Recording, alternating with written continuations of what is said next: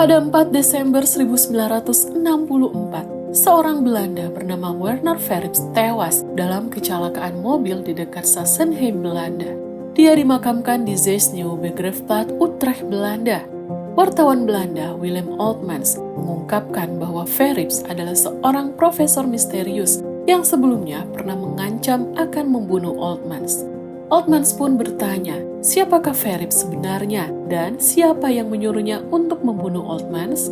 Apakah dia diutus CIA, Dinas Rahasia Belanda, atau kelompok pejabat militer Indonesia yang tidak menyukai kedekatannya dengan Soekarno?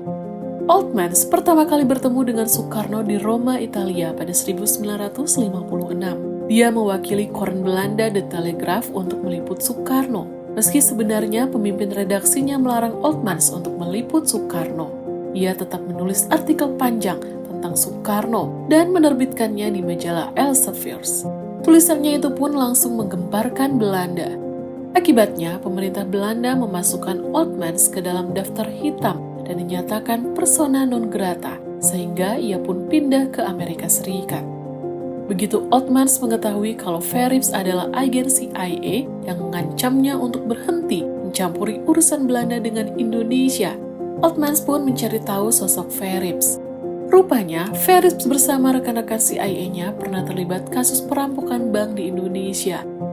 Pada 20 Desember 1950, Javas Bank cabang Surabaya dirampok.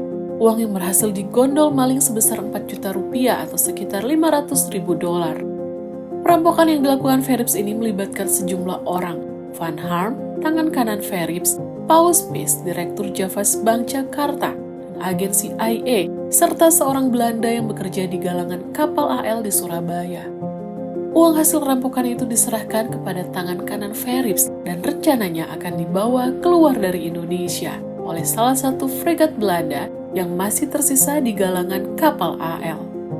Namun, rencana itu berhasil digagalkan. Verrips ditangkap dan disiksa sampai membocorkan lokasi uang itu.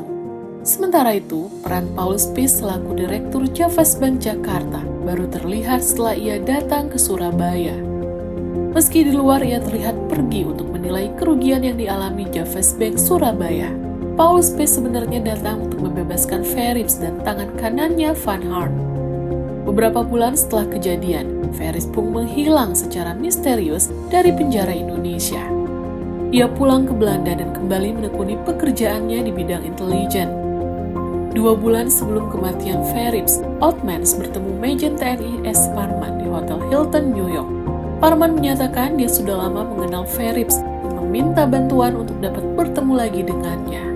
Dengan menggunakan telepon hotel, Oltmans menelpon rumah Verrips di Belanda dan berhasil mendapat nomor Verrips dari istrinya, Anneke. Namun, beberapa hari setelah Oltmans memberi nomor Verrips ke Parman, ia ditelepon Verrips yang ketakutan kalau dirinya sebentar lagi akan dibunuh. Oltmans pun tercengang, dia mengira telah mempertemukan 2 teman lama, tetapi sepertinya tidak demikian. Pada Januari 1965, Oltmans baru mengetahui kalau dia sempat menjadi target angkatan bersenjata Indonesia. Namun dibatalkan karena S. Parman merasa Oltmans tidak perlu dibunuh. Meski demikian, Oltmans tidak dapat menemukan bukti keterlibatan S. Parman dalam pelenyapan mantan agen CIA Werner Verrips.